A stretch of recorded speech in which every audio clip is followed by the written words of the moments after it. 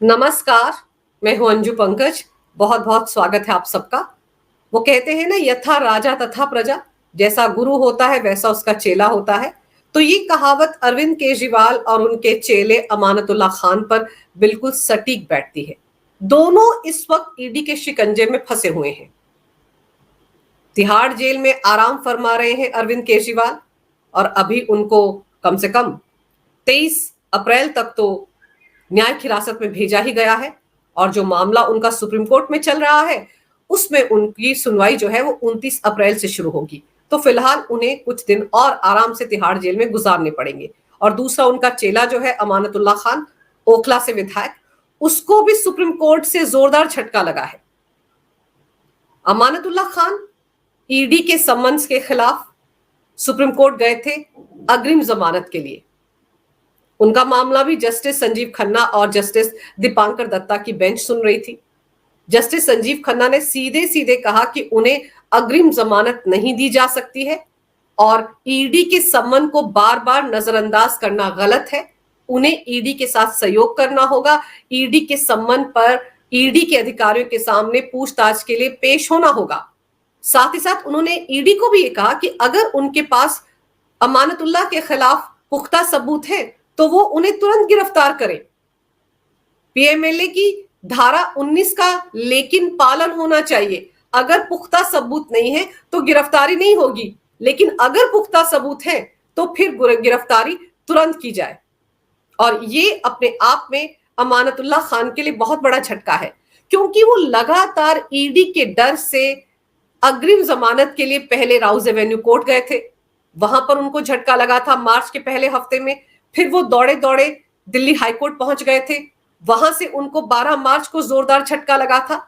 उनका मामला जस्टिस स्वर्णकांता शर्मा की अदालत में सुना गया था और वहां पर भी उनको अच्छी खासी लताड़ पड़ी थी।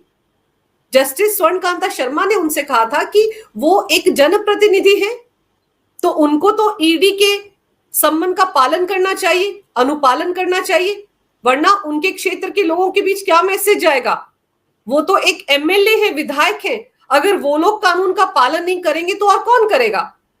और यहां पर ये गुहार लगाई गई थी अमानतुल्लाह खान की तरफ से कि वो एक जनप्रतिनिधि हैं, विधायक हैं, और ईडी बार बार उनको सम्मन भेजकर उनका अपमान कर रही है, उनको तंग कर रही है, उनकी छवि को खराब करने की कोशिश कर रही है। इसी पर जस्टिस स्वर्णकांता शर्मा ने कहा था कि अगर वो जनप्रतिनिधि हैं तब तो उनको और ज्यादा जिम्मेदार तरीके से ईडी के सम्मन का पालन करना चाहिए। और वैसे भी कानून के सामने सब बराबर है, वो कानून से ऊपर नहीं हो जाते हैं अगर वो विधायक हैं और जनप्रतिनिधि हैं, बल्कि उनकी जिम्मेदारी दोगुनी बढ़ जाती है। और फिर जिस क्षेत्र के लोगों ने उन्हें विधायक बनाया है उस क्षेत्र के लोगों को भी जानने का अधिकार है कि उनके विधायक पर जो आरोप लगाए जा रहे हैं ईडी की तरफ से वो कितने सच हैं। अगर आरोप गलत है तो भी उनको ईडी के सामने पेश होकर इसका सामना करना चाहिए, लेकिन वो ईडी के सम्मन को नकार नहीं सकते हैं। तो वहां से 12 मार्च को जब उनकी अग्रिम जमानत याचिका खारिज हो गई थी तभी ये कयास लगने शुरू हो गए थे कि किसी भी वक्त अमानतुल्लाह खान गिरफ्तार हो सकते हैं। लेकिन अमानतुल्लाह खान कहां मानने वाले थे। आखिर वो भी तो अरविंद केजरीवाल के चेले हैं। दिल्ली के राजा, दिल्ली के मालिक अरविंद केजरीवाल की तरह वो भी कहां मानने वाले थे।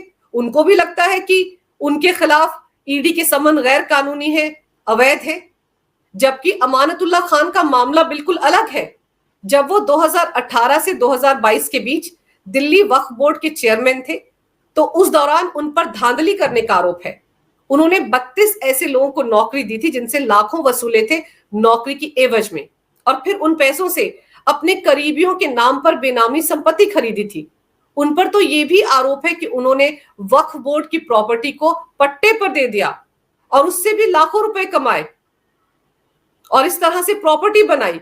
इसलिए उनके खिलाफ सीबीआई ने एफआईआर दर्ज की थी, दिल्ली पुलिस ने भी 3-3 एफआईआर दर्ज की थी। और जब मनी का एंगल इसमें आया था, मनी लॉन्ड्रिंग का एंगल इसमें आया था, तो ये मामला ईडी को शिफ्ट हो गया था। ईडी ने सीबीआई की एफआईआर के आधार पर ही उनके खिलाफ मामला दर्ज किया था और ईडी उनको 6 सम्मन भेज चुकी है। लेकिन एक भी सम्मन का अमानतुल्लाह खान ने अपने गुरु अरविंद केजरीवाल की तरह जवाब ही नहीं दिया, नजरअंदाज कर दिया। ऐसा लग रहा था उनको कि जैसे ईडी जो सम्मन भेज रही है उनका कोई मतलब ही नहीं है। और जब उनको उनकी अग्रिम जमानत याचिका दिल्ली हाई कोर्ट से खारिज हुई तो वो दौड़े दौड़े सुप्रीम कोर्ट पहुंच गए। वहां पर भी उन्होंने यही गुहार लगाई कि उनको बचाया जाए, उनको डर है कि ईडी उन्हें गिरफ्तार कर लेगा, इसलिए उन्हें अग्रिम जमानत दी जाए। लेकिन सोमवार को सुप्रीम कोर्ट ने उनको भी जोरदार झटका दे दिया। अब किसी भी वक्त उनकी गिरफ्तारी हो सकती है। लेकिन मजेदार यह है कि अरविंद केजरीवाल वो भी यही करते आ रहे थे, अमानतुल्लाह खान भी उनके नक्शे कदम पर चल रहे थे। अमानतुल्लाह खान का ये जो मामला है, इस सिलसिले में 2 केस इस वक्त चल रहे हैं, एक राउज एवेन्यू कोर्ट में और दूसरा additional chief metropolitan magistrate Divya Malhotra की अदालत में। जैसे ईडी ने जब अरविंद केजरीवाल उनके सम्मन का जवाब नहीं दे रहे थे तो ईडी ने शिकायत लगाई थी दिव्या मल्होत्रा की अदालत में, मजिस्ट्रेट कोर्ट में, बिल्कुल उसी तरीके से ईडी ने अमानतुल्लाह खान के खिलाफ भी मजिस्ट्रेट कोर्ट में शिकायत दर्ज करवाई थी और उस मामले पर उन्हें नोटिस भेजा गया है और 20 अप्रैल को उनको एडिशनल चीफ मेट्रोपॉलिटन मजिस्ट्रेट की कोर्ट में पेश होना है। और फिर पिछले हफ्ते ईडी ने राउज एवेन्यू कोर्ट का दरवाजा खटखटाया था और ये गुहार लगाई थी कि अमानतुल्लाह खान के खिलाफ एनबीडब्ल्यू जारी किया जाए, गैर जमानती वारंट जारी किया जाए और उस मामले में सुनवाई 18 अप्रैल को होनी है। तो अब देखना दिलचस्प होगा कि 18 अप्रैल को राउज एवेन्यू कोर्ट में क्या होता है। हालांकि दिल्ली हाई कोर्ट में जब अग्रिम जमानत याचिका खारिज हो गई थी अमानतुल्लाह खान की, उसके बाद ईडी की टीम अमानतुल्लाह खान को बिल्कुल अरविंद केजरीवाल स्टाइल में गिरफ्तार कर सकती थी। जिस तरीके से दिल्ली हाई कोर्ट में जब अरविंद केजरीवाल की वो जो गुहार थी कि मुझे प्रोटेक्शन दी जाए, मेरे खिलाफ कोई दंडात्मक कार्रवाई ना की जाए और मैं ईडी के सामने पेश होने को तैयार हूं, जब ये याचिका खारिज हुई थी अरविंद केजरीवाल की, उसी दिन शाम को अरविंद केजरीवाल के घर पर ईडी की टीम पहुंच गई थी और उन्हें गिरफ्तार कर लिया गया था। तो बिल्कुल ठीक इसी तरीके से अमानतुल्लाह खान को भी गिरफ्तार कर सकती थी ईडी की टीम 12 मार्च को, जब दिल्ली हाई कोर्ट से उन्हें झटका लगा था। लेकिन ईडी की टीम अमानतुल्लाह खान के मामले में भी सब कुछ फुल प्रूफ तरीके से कानूनी दायरे में रहकर करना चाहती हैं।